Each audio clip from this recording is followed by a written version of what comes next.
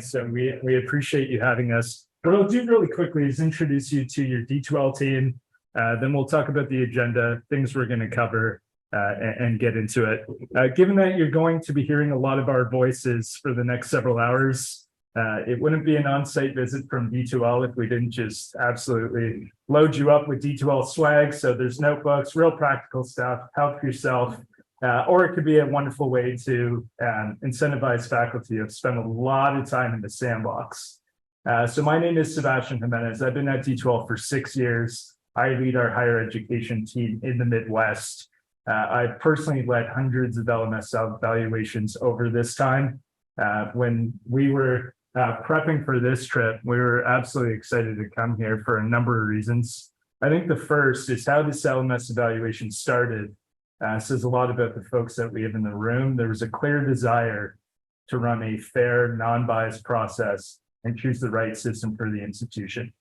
And so that says a lot because sometimes you show up to the party and, we might be a little late. But I think if you talk to your faculty and talk to many of our clients, they'll all say really great things about D2L. So we're excited to reinforce that today. I also have the great fortune of having a really talented team. So I will let Danielle introduce herself, her background, then we'll hear from Justin and we'll get into the presentation for the day. Hello, everyone. Most of you have met me, and I'm going to scooch a little bit closer so that our virtual folks can hear me. But my name is Danielle Burt. I'm a solution engineer at D2L. I have been just shy of 5 years compared to Sebastian at D2L. Half of that was on our implementation team. And why I mention that is because change can be scary. Even the possibility of LMS change can be scary. And I worked with a ton of institutions who chose Brightspace as their LMS and then had the fortune of moving to it. And I really had a great role in terms of reassuring faculty their work wouldn't be lost, that they would have amazing technical support from our D2L support team, and that overall we just have an amazing partnered culture with our institutions. I loved that team, and so then I wanted to go out and work with new institutions that were trying to make that decision and really try and emphasize how Brightspace can meet your needs at MSU. And so I'm really excited to get through the presentation today because I think we have so many opportunities to showcase what Brightspace can do for MSU. And I'll toss it over to Justin here. All right. And you can come closer to the mic too. Yeah, absolutely. For our virtual folks. So hey, folks, I'm the new face here. My name's Justin Mullen. I'm a solutions engineer at D2L, and I'm actually just a little over 2 years. So one of the fresher faces, but really why I'm here today is because the way I most connect to the platform is I actually used Brightspace when I was in school myself. And D2L has made massive changes to the program over the years, and I must say it wasn't the best experience when I had it pre that massive change. And now I wish I had it when I was in school because of all the amazing tools that you have as a student and all the features that would help you stay on top of those work. So that's why I'm here. I'm going to be talking about student success. And thank you so much, folks, for being here. And I'll hand it back over to Sebastian. All right. Awesome. So you've met the team. What we'll do next is just do a quick recap of the agenda. So I know this was well laid out, and I appreciate your collaboration on coming up with the agenda. One of the things that I strive to really share with folks evaluating the technology is it's real easy to just invite vendors in, they do their spiel, and then you vote, right? But these platforms, as you've all come to learn and expect, can really do a lot. And so the best way to truly understand the platform that you need a partnership for the next 10, 15 years is to look under the hood of the system. And so I argue that it takes more than just one faculty presentation to do that. And so what we're really excited today is to start off with a truly faculty-focused demonstration. And we understand that when we say faculty can wear a lot of different hats. So we'll speak from a faculty member, but we also understand there might be a division chair in the room or a dean in the room. So how is the system flexible to support those use cases? And then the technical discussion is going to be a fun one because if you've heard from faculty in the sandbox, we've built a really awesome Blackboard conversion tool. It's something we're real proud about. So some of the feedback that we got is, I can't believe how easy it is, just drag and drop the package and almost everything came in. It will never be 100%. So anyone who tells you they're going to have a clean 100% migration is probably doing you a disservice. But I argue that it's between the 90 to 95% range, which is pretty fantastic. Justin's going to lead our student demonstration. So hopefully we have some students, and if we've learned anything from other on-sites, the best way to incentivize them, tell them there's a free lunch. So I don't know if that's something you all use. That's what we use. That's so in doing hundreds of on-site demonstrations, we tend to have a low draw of students that come out. So if that's what happens today, Yeah, we won't disappoint. yeah, no worries at all. So that's a little bit about the agenda. What I thought we would do next is actually start a little bit differently than most of our competitors. So I think if you've spent enough time with me by now, you know that instead of talking about how great we are and how great the platform is, we've been working with you for several months. I thought it would be a great way to start sharing some of the things that we've learned. So first and foremost, the reason we get the call is usually there's a compelling event of some sort of contract that is expiring. And then folks are like, okay, we probably need to do this LMS evaluation. But what we find is folks are not changing their LMS every 5 years or every 10 years. You know, it's usually a 15 to 20-year venture for almost every single institution. So in the opening statements, this is the big deal. So we understand that the primary goal of moving to an LMS and the way that MSU is going to justify if this is truly the right choice and that it's paid off is an increase in adoption. So for us, we're coming from the point of view of how can you help your students, in fact, they actually use the technology. We understand that some will just want to upload their syllabi, and that's okay. But then there are opportunities to really build off on that and promote course consistency, which is really where we try to get to. We've learned that while MSU is, you know, a large institution serving many, many thousands of students, we understand that there's only so many of you that are going to support this project. It's been our experience that, you know, there might be a handful of instructional designers, a handful of IT folks, and it turns out those folks are already busy all the time. So here's another project to get excited about, right? So this is where I think we come in. And today, one of the things that I want you to take away is that in addition to having a really great platform, it's the work we do beyond the technology that I think is really going to help you all out from support and migration. The other thing we were hearing in our conversations, and we had a conversation recently, is around data. So one of the advantages sometimes to Blackboard is they give you database access, but in contrast, one of the challenges is it's so hard to share data with key stakeholders at the institution. Maybe there's a division chair that needs a specialized report or a dean who wants to oversee their program. So how can we provide data to everyone, regardless of the role? And then if you do oversee a department or you do oversee programs, what if you've got a personalized dashboard that only reflected the data that you actually cared about and that it can be scheduled and sent to your inbox every single week or bi-weekly? So that's where we really want to get to today. And then for the IT folks in the room, Jeff, I'm not sure how much time we've spent together, probably not much, but it's the work we're doing with Illusion that I can't wait to talk to you about. As a fun fact, I don't know how fun the fact is, but Stephen Lasser, who is now one of our senior executives at D2L, was the chief digital officer at Illusion. And so D2L and Illusion have really partnered together to do some really exciting stuff. And when I say exciting stuff, I mean, not even the other folks who have been here prior are doing stuff that we're doing with Illusion.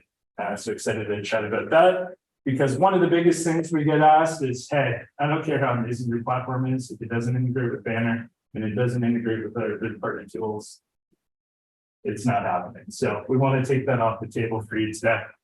And then lastly, I mean, the reason we're all here is how do our students enjoy logging into the platform every single day, right?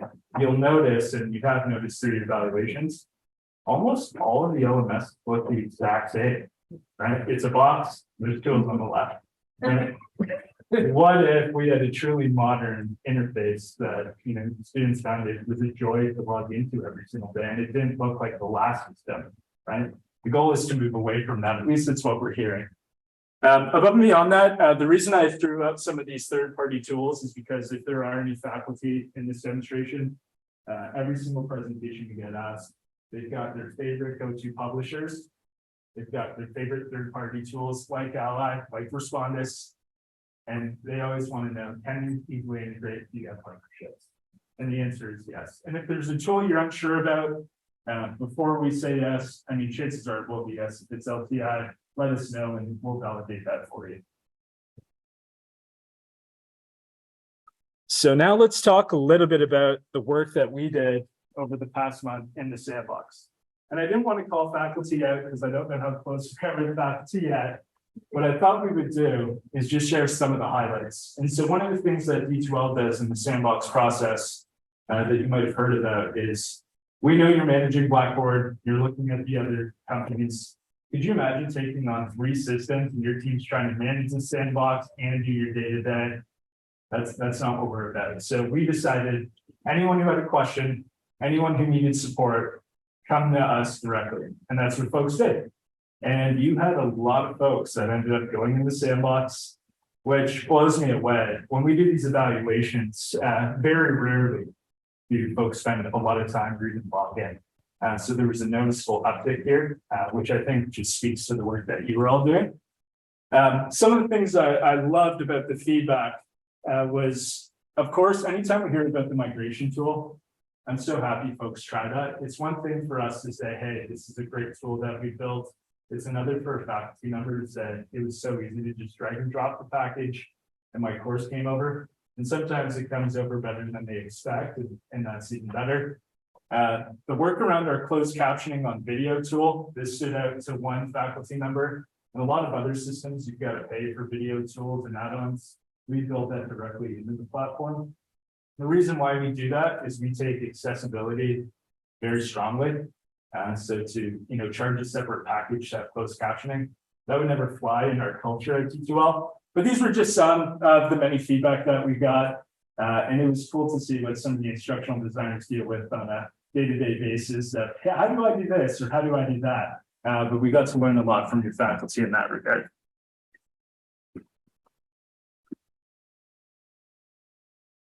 So before we get into telling you a little bit about D2L, what I thought we would do is, there's going to be a lot that's said today. Most people remember very seldom of the information over the span of hours. I try to simplify the reason why we decided to come today and how we could help and what we think this partnership means to us. So I think the main goal for us is when we built Brightspace, we understand that not every user is a power user. In fact, I would argue the majority are either in the middle or rudimentary users in the sense that I want to upload some stuff, I want to grade some things, and I want it to work. That's a large majority of the people we meet with. And then we meet some folks who are like, I want you to improve my tests and do all of this cool stuff and tell me about your video tool. And we need to cater to both groups.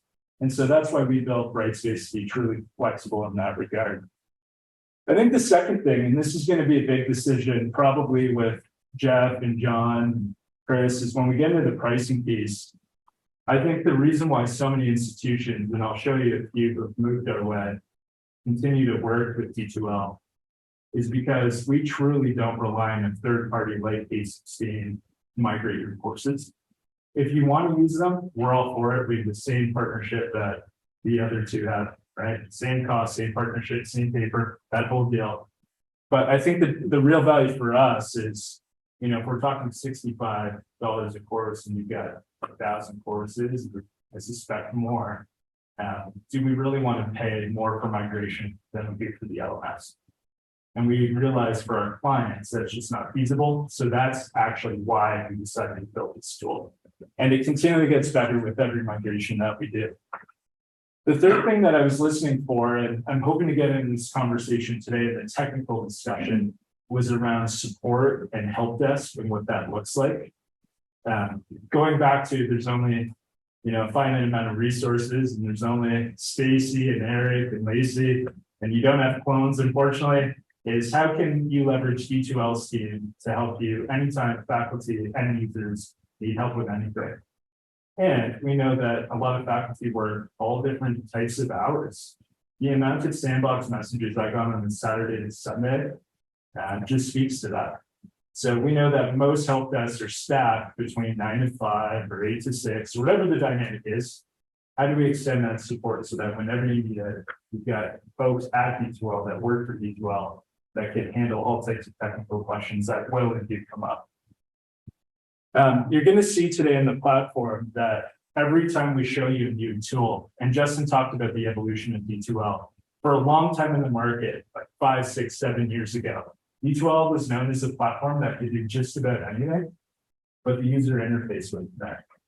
And then 5 years ago, we completely redesigned our user interface. We were the first LMS to do so. The other two still have to at some point, and one is trying. And now that experience has been completely night and day. I've started to, a lot of our wins at D2L. And we've also been around for a long time. So we've got 20 plus years in higher ed. We work with 1,000 plus clients. We sent you some incredible references. If you need more, let us know. So now I'll share a little bit about the market. So sometimes folks will show basically market updates. And I always like to say, let's try to make sure they're the most recent ones. So this is actually the most recent market update from Phil Hill. And Phil Hill is an LMS analyst that looks at EdTech.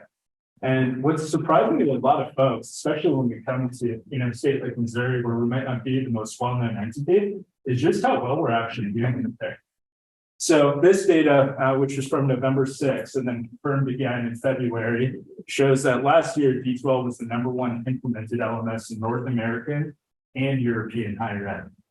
So all the evaluations that took place, greater than 55% of them ended up choosing D2L's Brightspace. That's against many of the competitors that you know. And so if we look at some of the institutions that have moved our way, Danielle and I have worked with many of them, but the ones we like to point out that I think help in terms of the Blackboard conversion tool and what we're doing, SUNY is actually the largest higher education system in the United States. They've got 64 unique institutions. They serve over 400,000 learners. And they had many instances of Blackboard and instances of Canvas and instances of Moodle. And we've moved all of them over to D2L's Brightspace, which was a really marquee one for us. The other institution we worked with, not as big as you all, but in your state, is Truman State. And this was a really recent evaluation. So sometimes the feedback I get is, well, how come other institutions nearby aren't using it? And it's likely due to the fact that they haven't done an LMS evaluation in 7 or 8 or 10 years, right?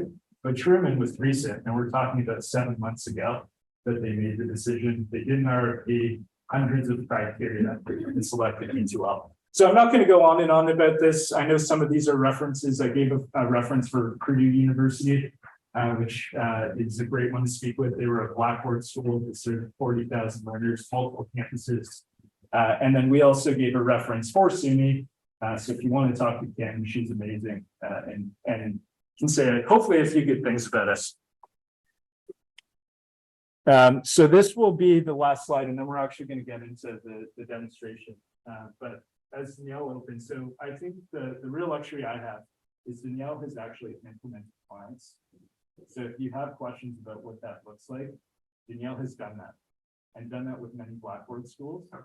And we realize that, you're not just looking for another piece of technology. This is a huge undertaking and one that you're going to need, a partner who knows how to do it and do it well. So what I have on the screen here is just a couple examples of partnerships that we've supported. And I talked briefly about SUNY. So that was 400,000 students, 64 campuses that roll out. Now, does that all happen at once? Absolutely not. But the lesson I think to get from SUNY is the best implementations I've seen, they always give themselves anywhere from 8 to 12 months of runway, and they create opportunities to do pilot launches. So instead of everyone doing a mad dash to a fall semester, for example, we would advise, let's do a smaller launch with faculty that are progressive in their thinking. They want to try something new. And then once we've got a team of champions who have learned the platform, they've worked through the quirks, now they're rocking and rolling, it becomes so much easier than to do other launches as well. Above and beyond that, the reason I put up a lot of state institutions is a lot of folks don't realize that we're the main LMS in so many states. And my goal is to do that in Missouri.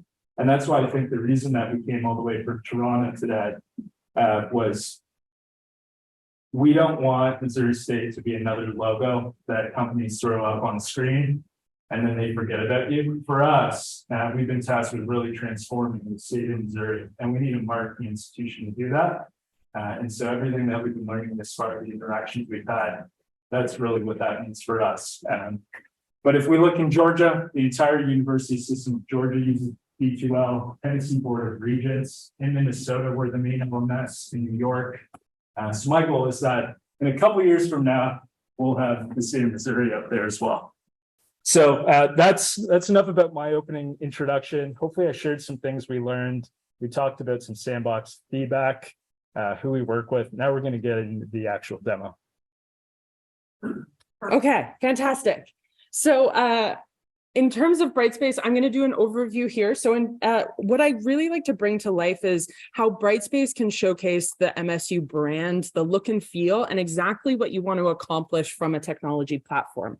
So if student-driven data, if personalized learning paths, if learning outcomes are things that are on your long-term strategic plan, we want to know about those because we want to bring them to life in Brightspace, because all of those are possible in our platform. So in terms of the actual experience on the top of the screen here, we have the branding there that really brings to life that MSU look and feel. Now, Sebastian and Justin touched on this, that we really pride ourselves on this modern looking platform that is both easy to use, but is familiar in terms of a platform that students might be familiar with the user interface, the user workflows, because it's like any modern website design that they're used to using.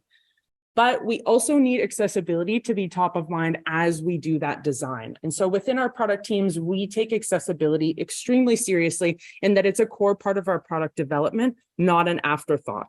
So if I'm navigating through the platform and I actually need to skip to content, I simply hit my tab button and I'm able to simply navigate across that top bar where each button is articulated with what text is associated with the action of that button. So it's really easy to navigate through.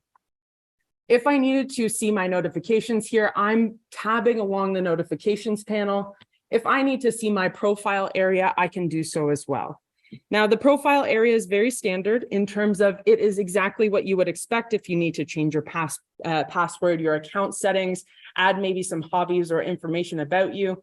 All of that is possible. But what is also possible and what faculty, course designers, and even admin might be keen to see is this view as student functionality. And so if I click that view as student, which Justin is actually going to do later, you will actually jump into the full student experience of Brightspace. This is great in terms of course design. You're designing your course and you need to see how are my students going to see this content, these resources and these assessments. But in terms of if you're a course designer and admin, and we'll get into this in terms of roles and permissions throughout Brightspace, we have an extensive amount of roles in that they're unlimited. So if you have a specialized role, guest roles, course designer extraordinaire, we can actually support that in the platform. And the users who have permission can jump in to view as that experience because it's all available there if you have the permissions. In terms of our navigation bar across the top here, this is where you'd put your organizational level tools for quick access. But what's great is if MSU has a specific URL for library resources and external website, we can accommodate that on our navigation bar as well. What I really mean by that is if there's something specific to MSU that you need in Brightspace, because what Sebastian mentioned, we are the most flexible platform, we need to bring to life your use cases in Brightspace. So that custom URL, the custom dropdown of help resources, all of that can be configured into your navigation bar as you see fit. As I scroll down here, you can see that we have our homepage area. What I want to emphasize here with our homepage is the flexibility as well. So this is just an example of the layout of widgets that I might put on a homepage. But if there are some widgets that you maybe have already developed that are custom to you, or that you see other ones that better meet your needs, you can incorporate that into your homepage layout. Okay, so we really need to emphasize that whatever you see in terms of a visual appeal is as the first time a user lands on MSU's Brightspace, we can make that happen in the platform. And maybe just to be a practical example of what we mean by that, many institutions want their social media on here, so they might create a Twitter widget or an Instagram widget. It's just another way to really promote positive student experience and create engagement. I will also say that in terms of the widgets we do have, we intentionally design them to be actionable. So for example, the My Courses widget has the actionable icons that are specific to me as a user, which allows a consistent interface, but that it's a personalized experience. So when I log in, I see that I have 12 unread discussions that I have to review from my students because I'm an instructor in that course. So I'm very behind in reviewing my discussions. In terms of this right widget here, we've developed exactly for faculty, and the value add there is make grading easier. Wouldn't that be nice if grading was easier, more efficient, and all in one place? So Quick Eval actually aggregates all student submissions across all of the courses you teach across all assessment types. So that is discussions, quizzes, and assignments into one single area. Wouldn't it be fantastic if you didn't have to click through every single course to figure out what you had to grade, where it was just in one location that you have a grading queue you can just progress through. And I've got to just touch on this. So when we build our product, we go to faculty and we ask them if we could build you one single tool that could really make a difference in your teaching life in the LMS, what would it be? And they said, well, if I'm teaching multiple courses at any given time, which almost everyone does, I've got all of these different submissions, all of these different students, all of these different assignments. And I've got to go into each course, find the submissions, and I've got to release everything all at once. It can be time consuming. And we said, great. So if we put it in one place where everything is there, whether you're teaching business 101 or business 201, that you could just go in and one click and get on with it, would that be helpful? And so that's exactly where the Quick Eval tool came from. Exactly. It was driven directly from a faculty ask, and that also will speak to this in the technical discussion, but is relevant to how we develop our products and our workflows. So I just jumped into a course experience, and now I have a very consistent look and feel to that top level, but I'm now on a course homepage. What you'll notice is the navigation bar at the top here is now course-based tools. Once again, this is configurable to whatever tools you want accessible on that top level. Now we can go from a standard navigation, so students have the exact same tools in the same place in every single course. We also have autonomy over if a faculty is in a program that has maybe a little bit of a shift in tools that should be on the navigation bar. We have flexibility to allow permissions to adjust that in that location or in that program or whatever needs you have there. So we have the range from fully flexible, you can design your own navigation bar per course, to you can't touch the navigation bar, it's consistent across the entire platform and everything in between. So we meet with your administrators and we talk about what are your goals for navigation and visualization in Brightspace. Let's make that happen. Same thing with the homepage here. As I scroll down, you have flexibility in terms of what visualizations. Absolutely. Yes. I know I missed introductions. I'm Kelly. Hi, Kelly. You mentioned about that top level navigation and meeting with administrators about, you know, how it's going to be configured. Is that a university-wide decision, or is that a faculty decision about what they will see? I mean, because I think I understood you to say you could have some links that were standardized for everybody, but faculty will always have the ability to adjust, or is that program specific? Everything you said is possible.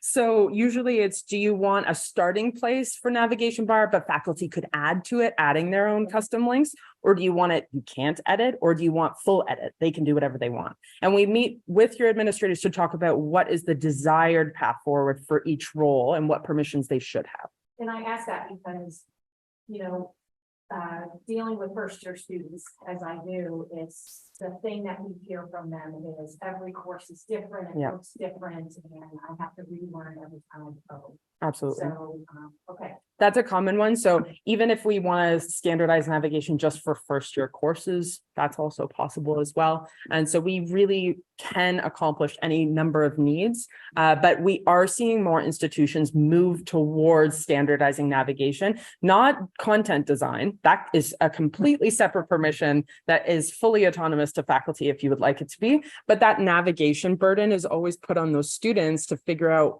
how do I get my grades? I haven't submitted that assignment because I can't find the assignment tool, things like that, where we can really standardize and improve that student experience. And then to give one more example, so Danielle and I were working with an institution, and they have 6 schools, school of nursing, school of pharmacy, so on and so forth. They wanted individual branding, landing pages and tools for those 6 schools. So in my opening, I mentioned that Brightspace was the most flexible LMS. You can't do that in other systems.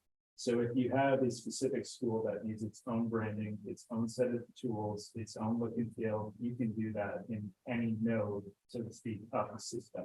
So the possibilities here, and say flexibility and navigation, thank you for that, truly is endless. And back to Danielle's point, we don't expect you all to figure this out. This is where our 20+ years of what are you trying to do? Let's configure it for you. That's where we come in.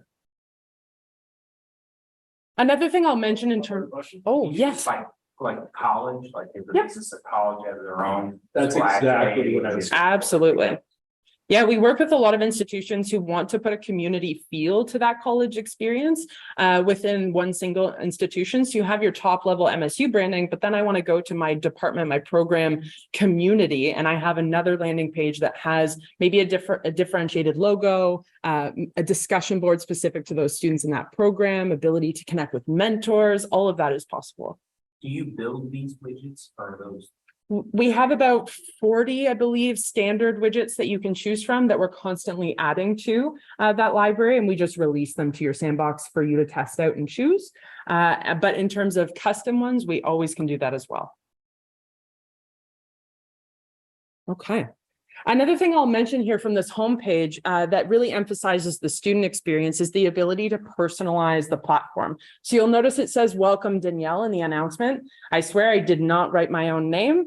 It is something we call replace strings in the platform, and I'm using a first name replace string there to actually personalize the announcement. I can do that anywhere I can write text in Brightspace, including rubric feedback. So if I template rubric feedback, it can actually be personalized as well, which think about the at-scale possibilities of grading there. If you can template rubric feedback and it's personalized, it's a great experience for students. I will head into content here because that's where the actual content of the course, the modules faculty are going to build are, including if I hit that table of contents view, that top level. This is where a lot of Sandbox users that we had in the Sandbox testing experience were importing their course via drag and drop. And just to highlight what Sebastian mentioned, we never turn this part off. So if you're figuring out exactly where your course packages are from Blackboard and you just want to play around in your Sandbox, we never stop the course migration part of the implementation. We don't put a per course limit on you. We absolutely want to offer that experience at scale in whatever capacity you need. That's a really good point. When we talk about migrating from a different system, there's 2 trains of thought. One is do everything in bulk, which you totally can. But then the other we've seen is, well, we want to migrate some, but we also want faculty to choose if they want to migrate by Blackboard course. And so this allows you to do that whenever you want, just drag and drop them back again. Absolutely. We also support search on the left, the ability to bookmark any pages for reference later. And that course schedule part actually aggregates all dates that instructors have tied to assessments. So if there's assignment dates, due dates on anything, it will all aggregate there for an agenda-like view for students. Now, along the left, I have my modules here, and this is where you have full flexibility to do it by week, by topic, by unit. It's simply a type in and add your module right in the interface. So some folks might have seen me do this already, but I'll do a unit 4 and we'll call it fiction. I take this for granted in terms of drag and drop should always be there, but I simply drag my unit 4 exactly where I need it, right in order, and it's very easy to do. This is also extended to files. So if I open my files here, I'm going to grab an image, a PowerPoint, a video, and a Word doc. I'm simply going to drag that into the platform. And what I want to emphasize here is course design should not take a long time or be difficult. I just brought in 4 different file types in, I think that was 2 seconds, including a video, and now they're all embedded in the platform. And I'm glad folks are still on their chair. I know it seems like a simple thing, but when we work with faculty and we say, walk us through your course building process, clicking and everything and adding a file. So the ability to take, let's call it a 20-minute, 30-minute process and make it 3 seconds can really make a difference. Absolutely. In terms of creating content from scratch, again, it shouldn't be hard. So I shouldn't have to click around 5 times to be able to create an assignment. I shouldn't have to click around to 5 different screens to adjust my quiz. All of this is accessible from this upload and create button in the unit I am creating right now to streamline faculty course design. What I can also do is create a file from scratch, which is just our HTML editor, our Brightspace editor, our rich text editor, whatever you want to call it. But I will talk about a few features here. Why I lean into the HTML editor in Brightspace is because anywhere you can create content, it is using this editor. So any feature I say over the next couple of minutes is accessible wherever you create content, including announcements, rubrics, discussions, assignments, quizzes. Consistency in technology leads to enablement of technology. If it's easier to do and the exact same in every area I do it, I'm going to know how to use Brightspace, okay? One thing that is unique to create a file is the ability to add in document templates. So I'm going to create this as a welcome page. So welcome to Unit 4. I like to prove my own points. So I'm going to use my first name replace string and personalize this content page. So I just typed in first name with curly brackets. It's now going to personalize this. Any user who sees this page will see welcome to Unit 4, your first name. When I mentioned document templates, these are these drop downs here that allow you to just pick one and it drops in, let's do module intro. It drops in this beautifully designed content page that has these placeholders for written learning objectives. It also has the ability to auto brand. So we were talking about college look and feels as far as areas in Brightspace you can personalize. You can see there's a logo area at the bottom right of this page that can auto populate the MSU logo or the college logo if you have one. And all of this would just be at a click of a button to put this document template in. Okay. And the reason we created these, there's really 2 of them. One, you've already talked about it. The number 1 reason folks will do an LMS evaluation, besides the content expiring, is students' complaints that things are not consistent. And so we also recognize that you don't want to dump out the courses, you'll kick them out of the room.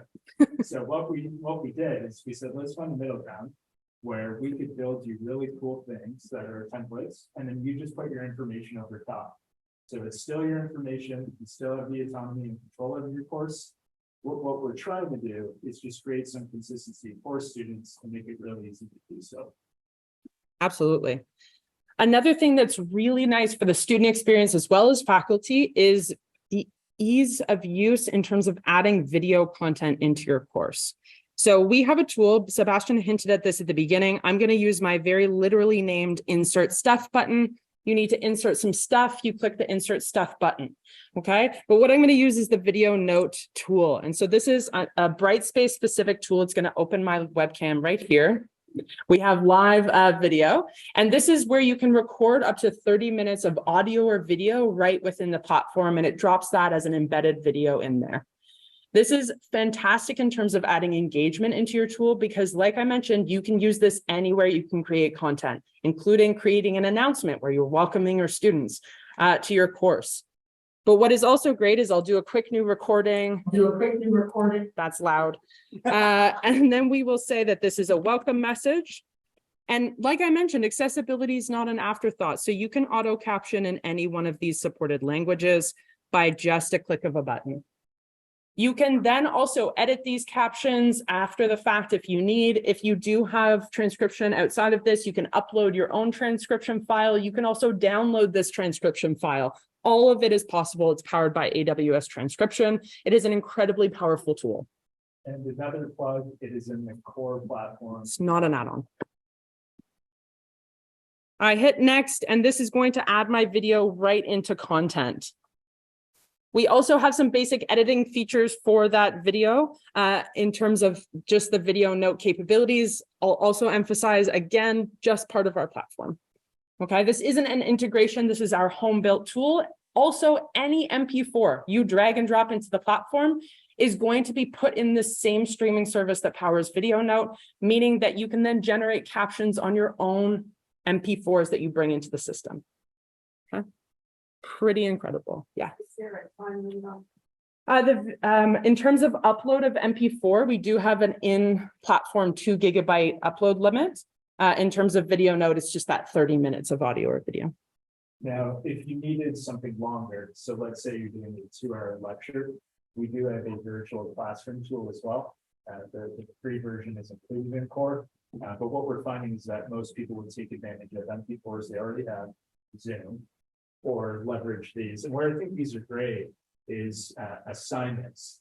So when we survey faculty, a lot of questions come from clarity around an assignment. I think I know what you mean, but can you help me clarify this piece, right? So one of the things we've seen work really well is using Video Note to introduce an assignment. You can still attach your PDF or Word version of the instructions that say, this is kind of what I'm looking for. Here are the expectations. And then after, if you have any questions, let me know. And what we're finding is a lot less emails will be sent to the faculty if they utilize that. Yes. So you said 2 GB is your limit For all platforms? for individual file upload. Now, in terms of course migration, that is not an imposed limit. If you do it in bulk, we can accommodate any course size. So if your entire course is multiple gigabytes, which we see all the time, I had one that was 20 gigabytes one time, a single course, we can migrate that in bulk, no problem. And to kind of put the whole limit thing to bed, I think another thing that makes D2L unique compared to other competitors is that in 23 years, we've never charged a single client, and we've got over 1,100, a single storage overage bill. So in the technical piece, we'll share how the storage model is different, but you don't have to worry about uploading files and things like that. Worry about storage. We've got a totally different model. Exactly. I'll just talk about a few other features of this HTML editor, one being the equation possibilities here. We have 4 different options here for creating equations throughout your HTML editor experience. What I will emphasize is that these all render in an accessible way. They're all then visualized through MathML, which is an accessible equation editor. And so no matter what language you choose there, it renders accessibly for your students, which is fantastic. We also don't stop there. We have an accessibility checker right built into the content editor. And so you can click that and it provides you suggestions of how to make your content more accessible. I know you folks are an Ally user. And so we also have a detailed integration with Ally, which I'll show in a few seconds. So you can see that we offer alternative formats, your accessibility rating, and detailed reporting. Okay. Does the checker only work for your internal editor? Or will it also work for documents that you upload? Currently, it works for our internal editor, but Ally is where those uploaded documents provide that. Absolutely. All right, I will save and close. That beautiful thumbnail is there. I love that. We'll save and close. And we have our first content page personalized at the top with a lovely video welcoming our students to this Unit 4 and detailing our learning objectives that we're going to go through. So again, really easy content design tools accessible to you as you go through this. We'll head back to our Unit 4.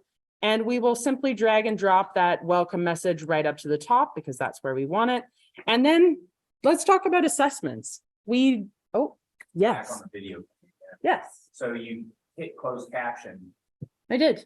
science happens, words that doesn't recognize. happen. Yes, Does it have an editor? Absolutely, it auto editor does. That's free for altering the caption. yep. It's just once you go into the edit video experience, they're just editable right in line. I will say we've had a lot of science faculty use this and they're surprised at how good it is. It is AWS powered. So think of the amount of data that AWS transcription has to be able to detail our accurate transcription. So it's a pretty great one in terms of accuracy. Okay, so assessments. So I mentioned you can create any assessment, new assignment, new discussion, new quiz, all from this one area. I'm going to jump into new assignment. Now, Justin hinted at this a little bit at the beginning in terms of a number of years ago when he was a university student, he wished it was a little bit easier to use Brightspace. And so we actually made assignments, quizzes, and upcoming discussions extremely easy to use in that there are only 4 clicks here: name, grade, due date, instructions for me to create as an assignment. If I'm those powered users that Sebastian mentioned, where I need to tie learning objectives, I need to be able to offer accessibility considerations to my students where they have alternative drop boxes or dates that they need to be doing this assignment, I can do all of this from these more robust drop downs here. But if I don't need them, they're tucked away. They don't complicate my screen. They don't make it hard to use or hard to create an assignment. It shouldn't take me half an hour to create an assignment. It should take me 2 seconds. Okay, so I wanted to just emphasize that we listened to our clients where we didn't reduce the functionality or flexibility of our platform. We just made it easier to use. So this is really powerful in terms of product innovation, that you shouldn't lose things that you rely on in the platform, but you also should have a really nice, easy time creating a core workflow like an assignment. So we really hear our clients when they tell us that feedback.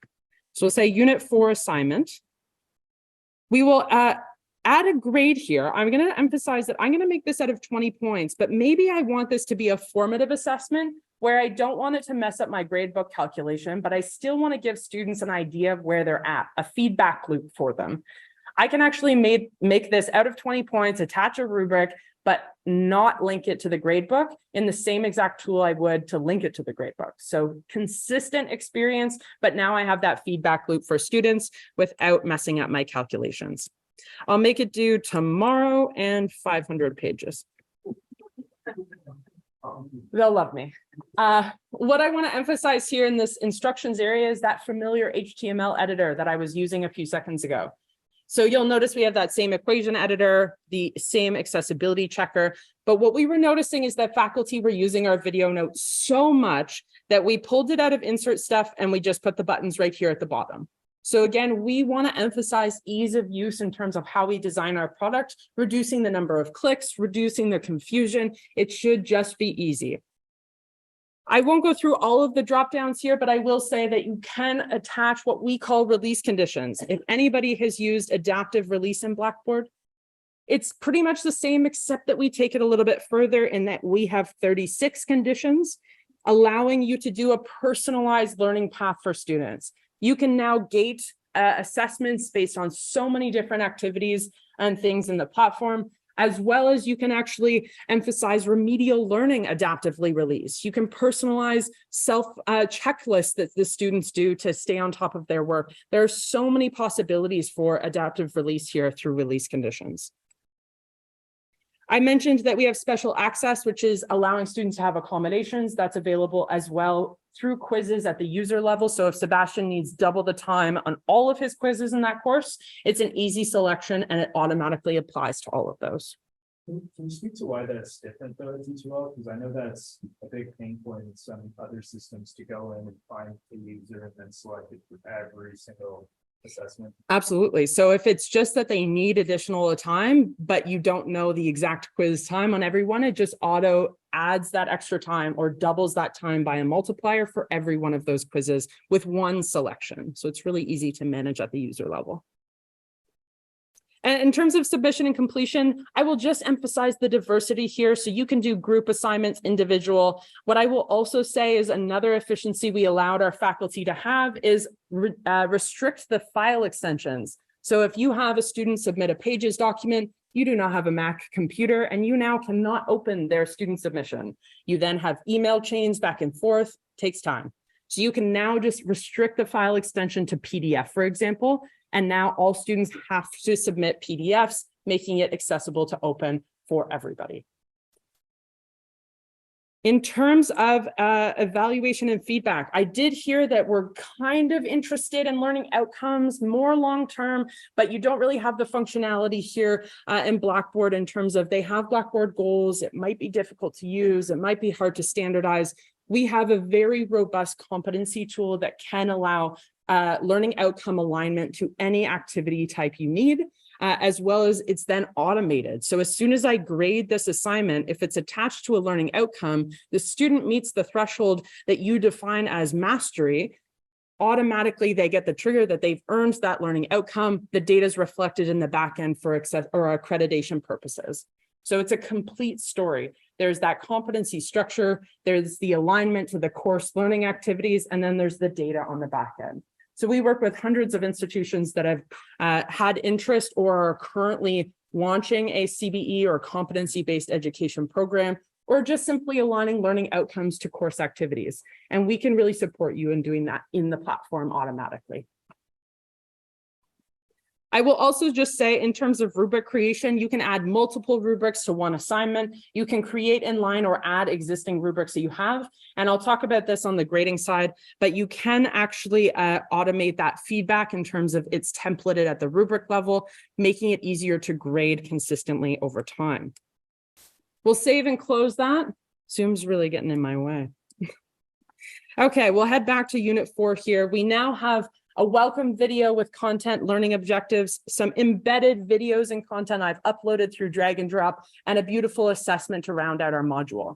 Now, this is for the average student who's progressing through in a very standard-like way. They don't need that extra help, but what about the students that need extra help? And we're going to talk about this in the data call about student success and being able to improve retention over time, because you're really emphasizing a supportive learning path. So to do that, we can actually automate that in Brightspace, in that I'm going to create a remedial learning module for the students who are not doing so well in that first path and need supplemental support. Now, I just typed remedial learning. You could call it whatever you need. But what I'm going to do is apply that adaptive release mentality to this actual module, because what I'm doing is uploading remedial learning so that it's supplemental content that helps them emphasize the parts that they're struggling with so that they can do better on that final assessment. And I'm going to add a release condition that's, let's say, score on a quiz based. So I have put maybe a knowledge check. They failed the knowledge check. I'm now concerned as a faculty member that they need additional support, but I can't do that on my hundreds of students that I teach. So I now have this automated where if they earn less than 65% on that quiz, automatically this remedial content module releases to them, allowing me to support students at scale. Okay, this is pretty huge in terms of the emphasis and impact on student success here. Now, I like to also emphasize that students might need some outreach, not an automatic release of more content that they don't know how to progress through. So we took care of that as well. And we have a tool called Intelligent Agents. Now, intelligent agents, a fancy name, but I like to think of them as agents helping you teach at scale. And I'll just leave this screen on for a few seconds as examples of agents I've set up. So I have one that emails the student's academic advisor as soon as they hit the top 5 things that I deem as the threshold for trending towards a not successful learning path. I have a great job on a quiz because I'm actually positively reinforcing that success for the student. And then I also have low score on a quiz, the one we just set up in content. So what do intelligent agents need? They need criteria. When should they do their job? And then they need an action. So to show this, I will just show this example. The criteria options are pretty vast in terms of, let's say you just want to check in with students who haven't logged into your course in 5 days. What if you could just automate that? This tool is essentially a personalized automated messaging tool, in that below the action can be an email going out to students that is personalized based on criteria you set, or can be built in templates if you have a course template model, so that faculty don't even have to set these up. They're just already there. And this is secret. So intelligent agents, when I hear the name, I'm like, oh boy, what is that? I just think of personalized automated messages. And why this is so powerful is earlier you mentioned first year students, for example. Let's say there's algebra or calculus or a really challenging course that students we have data on, consistently do not do well in, let's say.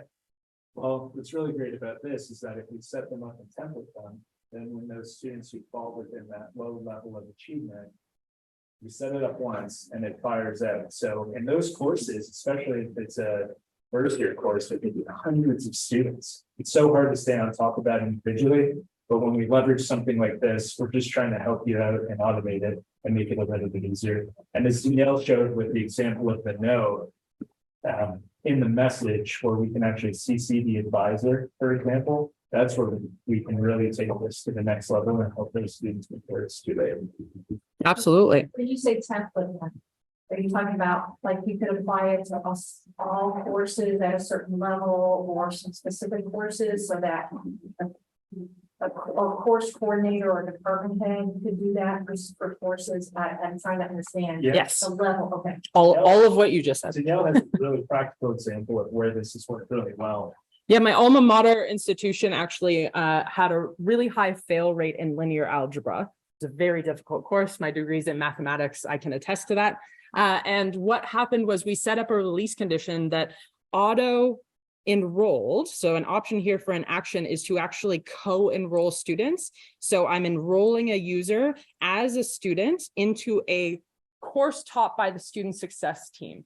And so then as soon as students were trending towards a fail rate or things of concern, they weren't logging into the system in the first 72 hours. They weren't completing the first assessment. They weren't viewing that content. It auto-enrolled them as well in that course led by advisors as student success coaches and supported those students on a one-to-one basis through the end of the course. And we saw the pass rate increase by 12%. So that was an incredible story that my institution implemented because they've been using Brightspace for almost 20 plus years at this point. And so it's a great example of how you can put these little nuances, but at scale to support students. I will also emphasize this isn't an add-on either. This is just core to our platform because we care about student success. Okay. You also have the option for release conditions. So again, any action in this 36 condition list or multiple happens, you can trigger an action to happen. So it's pretty expansive in terms of how you can support students. Okay. And I hope your brain's going of all the types of ways you could support students through these, because I do love when that happens. Again, these copy term over term. So you set them up once and you now have them in your course every time you do it. Yes, Lacey. It was looking like maybe even course enrollment could have one. So if maybe the course content isn't ready for students, that the second they enroll, they can get some sort of notification. Oh, To yes. say, hey, in progress, expected on this day. We have a lot of start of semester calls because faculty are finishing tweaks and Interesting. having courses available. I love that. So that would definitely let us get ahead of that. Absolutely.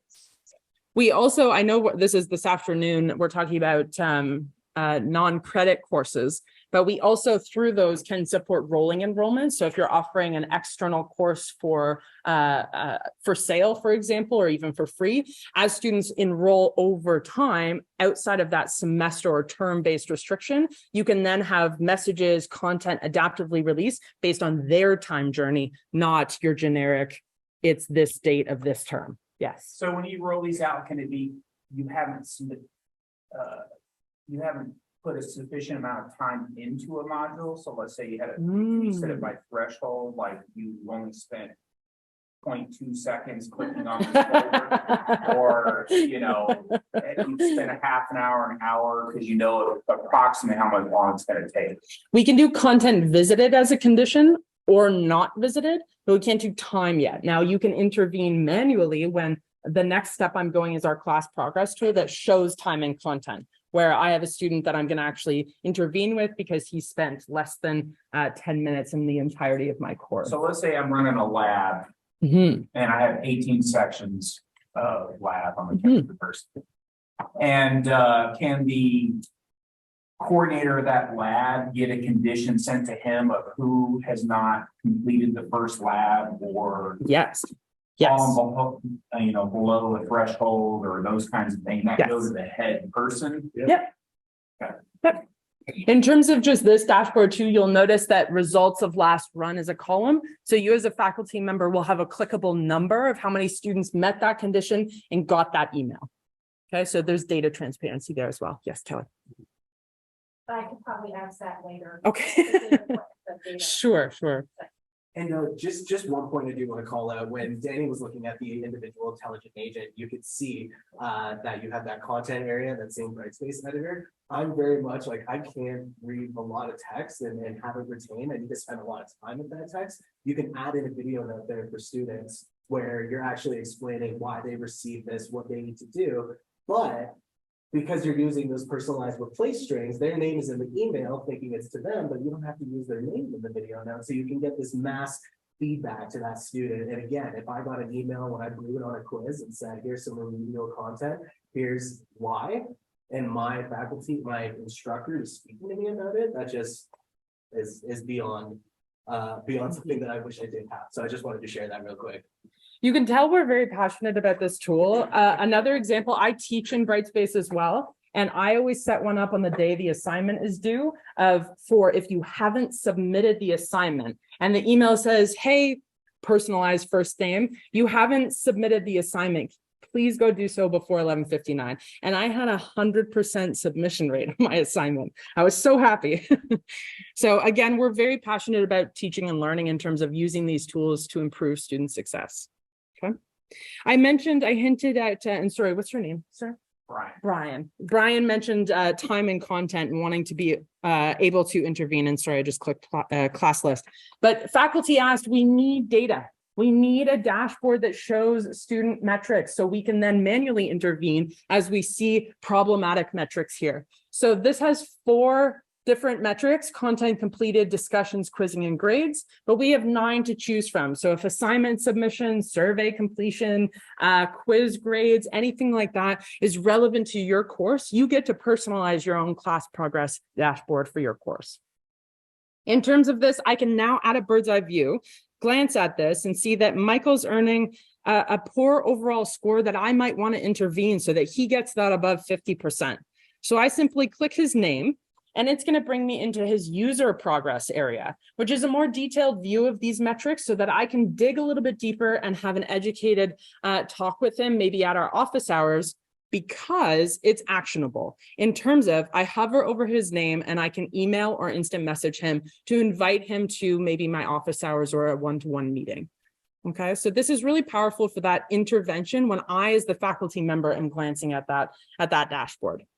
Now, we also take the perspective from data, and this is hinting a little bit into our later session, that every user role should have access to data relevant to them. So Michael can actually see this user progress dashboard as well. He can know, and I can know, that in terms of content, he's only spent 1 hour and 25 minutes in all of my course. I can scroll down and see that in Unit 3, he has never even visited any of my topics, okay? So this is where that just sort of data transparency across all roles, even the autonomy of data over his own performance from Michael's perspective is here, okay? So this is a really fantastic story in terms of we want to be able to give all of that data to faculty and to users. And now we know your students would never challenge you, right? But if they did, you've got just some incredible metrics to actually see what's being done, and more importantly, what's not being done, to then have a fair, honest conversation about what can be done going forward. Yes, I think I saw a hand over here. I love that. I love that. We like excitement as well. Yes. So you are in sample course, is that what the title is? Of the course. The name next to the Missouri State logo? Yes, correct. Okay. So that's where we have to look for what course we're in. Yes, correct. I want to finish my demo here with an emphasis on grading. Now, I hinted at Quick Eval from this widget perspective here on the right, but what I want to do is talk about the entire tool here. And so Quick Eval, like I said, aggregates all your student submissions across all of the courses you teach into one single area for you. What's great about that is then I can then filter by course without having to click through each course. And so that reduces my time throughout the platform. It makes it one area I have to grade. I'm not confused about that navigation flow. I'll pick that sample course here. And then I can see that I have 2 different assignments to grade as well as a discussion post. And if I had a quiz with maybe an essay question or something, I could also see that in this area as well. Now, if I want to grab, let's say, Marcus's write your first review assignment, this is going to bring me into the actual submission area where it's going to put his submission front and center, because that is the part we care about in terms of the platform. And we have these powerful annotations tools to be able to add in maybe text highlight, and then be able to add in a post-it note. And I will also say, a bit of an emphasis here on our mobile story before I move on, because we get a lot of questions about, is it mobile accessible? Can I grade on the go? Answer is yes to all of those. So we developed our platform. We were the first LMS in the market to do this. And still sometimes to this day, we still are the only one to be completely mobile responsive across the entire platform. That was very important to us because we saw the trend in technology was going on the go. Users were often doing essay questions on the bus. They were submitting last minute assignments as they walked across campus. All of that should be possible from one single experience that is consistent across all roles. Now, we get the question usually after that of, well, I'm a faculty member. Can I grade on the go? Can I walk around the room with my tablet and my stylus pen and draw feedback on assessments or what students' work is happening in front of me? Yes, of course. So to do so, I'm going to shrink this down a little bit so that we can actually see this respond in line. As I get closer to more of a tablet view, it puts my grading tray in a nice collapsible space, but doesn't adjust the ease of use in terms of reading the student submission. That's the part we care about. And so we have this nice grading tray that's always available. I can grab the rubric and be able to grade on the go. This is pretty incredible in terms of being able to always access the platform, no matter what device I'm using, and creates a really nice, consistent experience. Okay. Now, talking about the rubrics here, this is a really nice clickable space here for me to just scroll through and actually see that the criterion feedback as I click the different grades adjusts as I click them. That is that templated feedback I can add in when I create my rubric.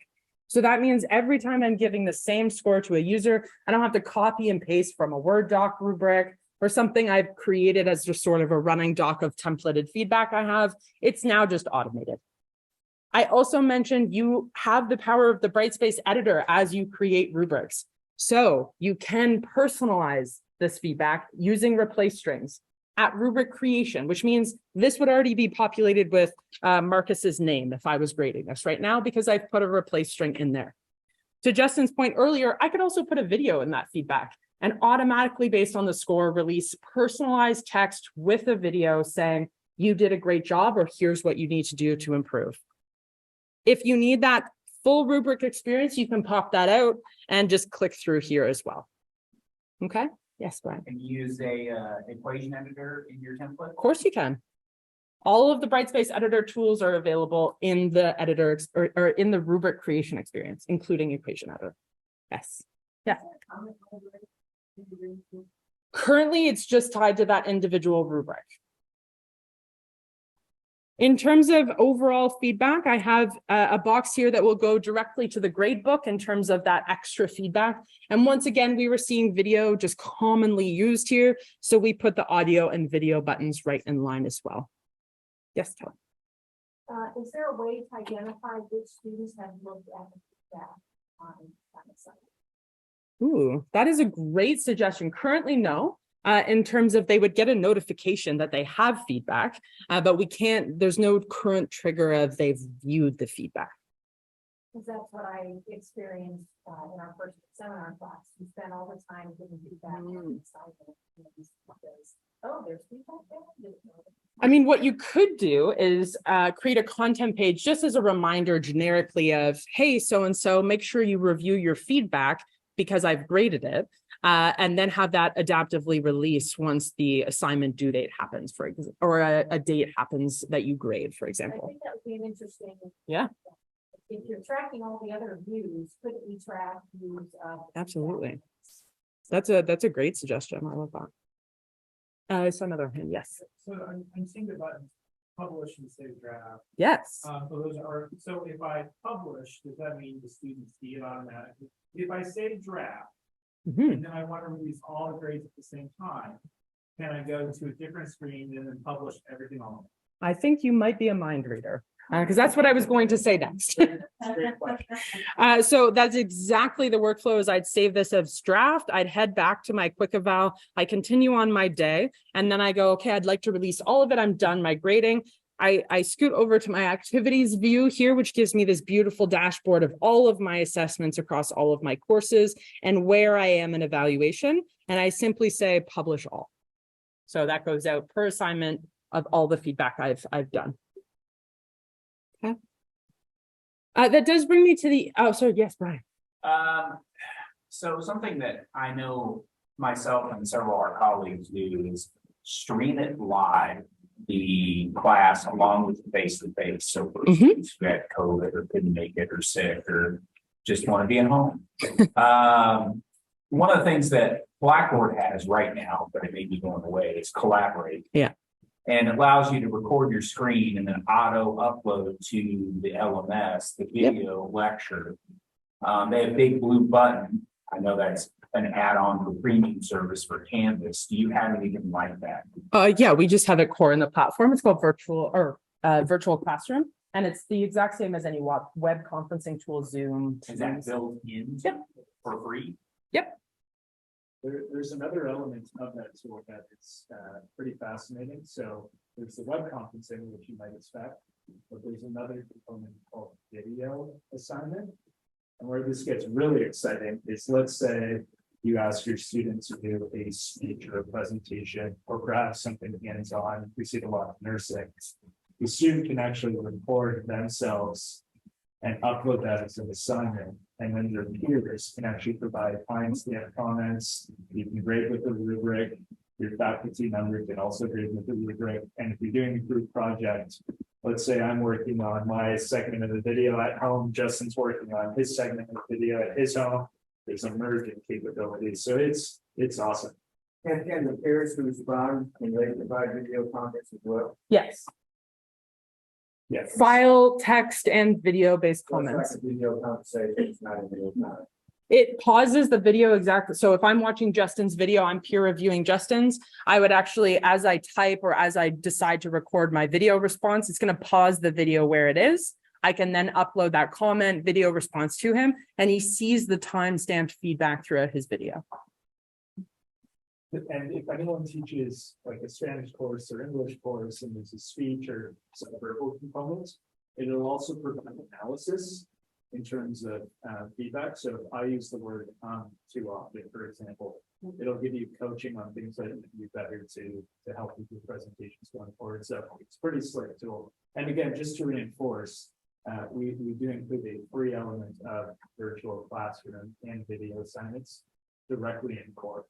And then if institutions say, well, we want to, this is really picking up and we want to pay for the premium version, they can, but it's not anything that we push. We recommend often to start with the free version.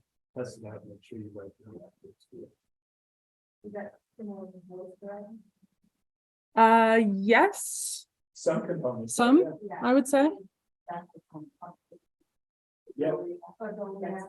Yeah, and then, I mean, one of the things we also find when we do these LMS evaluations is that so many institutions have third-party tools. And so when you move to a system like Brightspace that can do so much, there are instances where you can remove some of those third-party tools. It's called virtual classroom and video assignment. And then Danielle is showing where you can find them if you go into the sandbox. So just to your point, Brian, if I wanted to in unit 4 now offer the lecture of that week, I would just create a virtual classroom for that week. I have the web conferencing availability. It's in all of my students' calendars. They join, they're good to go. The recording gets put in the content as well. So does it auto put the content? Yep. Or auto put the Yep. closed caption it also? Yep. Brian, we'll take your order then. Yes. I see a small prize. Is that for office hours? Sure. Yeah, so I could have this, for that example, let's say I want to offer time slot sign up for students for my office hours. And so, for example, in the groups tool, I have this, hopefully. So I could have one-to-one support. These are different time slots. Students can self-select into these time slots. And then I create a release condition that says only the students in group 1, which is Monday at 10 a.m., they get this virtual classroom link. They join that, it's their office hours with you. And they get into the recording of that? If you record it. Yeah. Any other questions? Yeah, just because within groups in my classes, Mhm. so I could also set that up so they would have a space where they could collaborate and I don't have to Absolutely. be there. Correct. Another use case for our groups tool is that you want to offer basically a reflection space or a journaling space. You can do one-to-one discussion. So each person in this room would have their own discussion area to be able to comment their own thoughts, journal their own ideas, and they would have video note available to them because video notes in the discussion tool Brightspace editor, which also means as an extension of that in your formal discussion boards for assessment or even for peer-to-peer support, you can have threaded video discussions as well. That is, oh, sorry, Ryan. Yeah, I'll be quiet. So let's say that you can record screen or share screen, okay. Yep. And the other thing is that if I upload this video, do you have tools that let me edit that video later? If I like said something wrong, right? And I want to come back on me later. I go by and say, this should actually be 1990 instead of 1991 or something, right? So Can you do that? because the recording would be an MP4, you could put it in our video note tool and you would have editing capabilities through video note if you wanted to just use Brightspace tools. We also support if you have your own video editing capabilities or third party, you can use that as well, but we have it in Brightspace if you need. Yes. Just want to confirm on this. This is essentially virtual office hours, what you're showing here. This is just the groups tool that it can be extended for virtual office hours if you'd like. So the videos that the students do, is there a way like other students, if they wanted to, listen to this, they take that and put it on YouTube, or if they get a hold of that? Oh, interesting. I know if it's a Brightspace video, you can restrict download.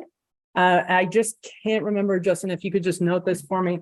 I just don't know if you can restrict download through the video assignments tool. So let me loop back with you on that one. That's an interesting one. Now we can't control if somebody's doing a screen grab recording outside of Brightspace entirely. You can't stop that.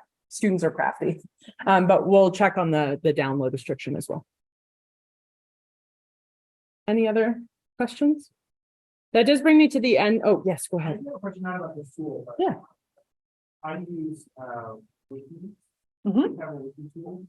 So we would just use the groups tool with the discussion or content editor within that to be able to create content pages through that. But in terms of like a formal sort of website builder or anything like that, you would often go to third parties for that. Yeah, I can go to third parties. I like having it all in this platform and just letting it seem like. The other question I had was I also use portfolios. I know it's a portfolio. Yes. Tell me more about the portfolio. Sure. So I'll give sort of a verbal summary. It's the collection of artifacts for the use of a portfolio, whether it be just collecting the artifacts as individual pieces or creating a presentation of those and more of a graphical presentation. Both are in the same tool. You can create both a collection of files, grade results, competencies, your assignments, or that presentation as well. You can then bring it with you as an export of all your stuff, or you can access it through a digital web interface for lifelong access post-graduation. So even if you can't log into Brightspace anymore as an alumni, you could still retrieve your portfolio through an external link. We also can have it at the course level, or if it's more of like a programmatic portfolio of your entire arts journey through the arts program, then you can do that as well, whether it be accessible at a higher level, if you will. So that portfolio is meant to be entirely external facing or? It's internal until you want it external. Okay, well, we have teacher ed, who Mhm. tasks are maybe for some of. Yep. That might be interested in pieces of that, if it can restrict certain things. Sure. To not be visible outside of the program. Gotcha. Any other questions? Yes. On portfolio? I spent a lot of assignments. Yes. I have to say, I do love your reactions to this demo. It's been one of my favorite. I love audience members' reactions. Fantastic. Okay, so I will pause there in terms of my clicking, and I'll just open it up to any general questions, or if you have any reactions or feedback, what you'd go to your colleagues to brag about that you saw today. I'd love to just hear it all. Yeah, you intend at some point to talk about the mobile access to the apps and kind of what that looks like, or that talk. Absolutely, Chris. Justin's actually going to go through our full app experience from the student perspective. But what I will say is that the app is for all user roles. It's just there's a few things that are optimized for the student experience because it's the most common role that uses our app. The students. So yes, we will go through that in detail. Any other questions, feedback? Yes. This feedback, I was one of the sandbox leaders that imported it for us from Blackboard, to see what the process is like, and the features are typically used. And I had pretty much of 100% import. I love that. So I can attest to the fact that it's really seamless and transition, at least for my one course. I didn't do no fun for the one, but he was fine. And we did not persuade him with D2L sauce at the time. Yeah.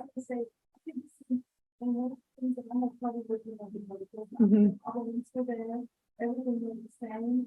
It was literally how I figured this out to having the course in Brightspace in 10 minutes. So I was able to do it and figure this out. And I thought, I'm just going to ask the questions I called on Sunday. And I would have. They were like, sure, this. I'm like, yeah, perfect. I mean, it was, I'm like, oh, that's fun. That's great. I love that feedback. Yes, Brian. So integration of third-party Yes. things like Pearson, Graw Oh Hill, my God. lots and lots and lots and lots. Yeah. What kind of integrations do you have? And does it feed into your calendar function? And if I say move something on the calendar, does it automatically update on the third parties? Because some LMSs will do that and some don't. So I You will. have a calendar. Yes, we have a calendar. We're good on the calendar. I will say as a blanket statement, we support all major publishers. And as a blanket statement, anything that's LTI supported, we support. Now, what I will say is we are somewhat restricted by the LTI third-party publisher on what their LTI integration allows in terms of data transfer. And so if there are more detailed, like they are on LTI 1.3 LTI Advantage, which is the most recent development in API or in LTI technology, we can support more detail like dates, like more detailed grading, an easier workflow in accessing that content from within the platform. All of those are possible. If it's still an integration based on LTI 1.1, for example, it's just a little bit lighter in what data transfer is allowable through that technology. So I will say it kind of is the worst answer of it depends. But as a blanket statement, all major publishers work successfully in Brightspace. And if there's any one that you would like to test out because it's really highly used or depended on in terms of Brightspace, we can set that up. I have the same experience that everyone else being put together. My fundamental problem is the sunshine is so much better than what I have in Blackboard. I'm not going to use it really. And I almost feel if I move it over, I want to explore a much better way of doing something.